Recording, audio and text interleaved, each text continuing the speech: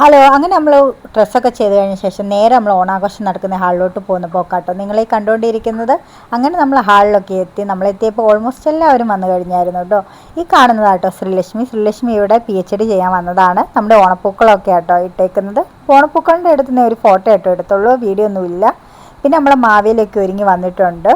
മാവേലിയൊക്കെ വന്ന ശേഷം തിരുവാതിരക്കളിയൊക്കെ തുടങ്ങി. തിരുവാതിരയൊക്കെ കളിക്കുന്ന കുറച്ച് വീഡിയോ ആട്ടോ ഞാൻ എടുത്തുള്ളൂ. പിന്നെ കുറച്ച് ഡാൻസും കാര്യങ്ങളൊക്കെ ഉണ്ടായിരുന്നു. അതൊക്കെ ആസ്വദിച്ച ശേഷം ഞാൻ മാവേലിയായിട്ട് ഫോട്ടോ എടുക്കാമെന്ന് വിചാരിച്ച് മാവേലിൻ്റെ അടുത്ത് പോയി 2-3 അടിപൊളി ഫോട്ടോസൊക്കെ എടുത്തു. പിന്നെ എല്ലാവരും സദ്യയൊക്കെ കഴിക്കാൻ തുടങ്ങി. പിന്നെ ഞങ്ങൾക്കും വിശന്നതുകൊണ്ട് ഞങ്ങൾ സദ്യ കഴിക്കാനിരുന്നു. മനു ആണെങ്കിൽ പുളിയിഞ്ചിയും കാവറുത്തതും കൂട്ടി കഴിക്കും കേട്ടോ. എനിക്ക് സദ്യയിൽ ഏറ്റവും ഇഷ്ടപ്പെട്ട ഒരു ഐറ്റം കേട്ടോ പുളിയിഞ്ചി. ഞാൻ അടിപൊളി സദ്യയും കാര്യങ്ങളൊക്കെ ആയിരുന്നു. വയറ് നിറയെ കഴിച്ചതിന് ശേഷം അവിടെ നന്നായി പാട്ടൊക്കെ പാടി എല്ലാവരും ഡാൻസൊക്കെ കളിച്ച് എൻജോയ് ചെയ്യുമായിരുന്നു. പിന്നെ കുഞ്ഞു പിള്ളേർക്കുള്ള സമ്മാനവും കാര്യങ്ങളൊക്കെ കൊടുത്തു. ഇനി ഈ വർഷത്തെ ഓണം ഭാഗ്യശാലി ബീനച്ചേച്ചിയായിരുന്നു കേട്ടോ.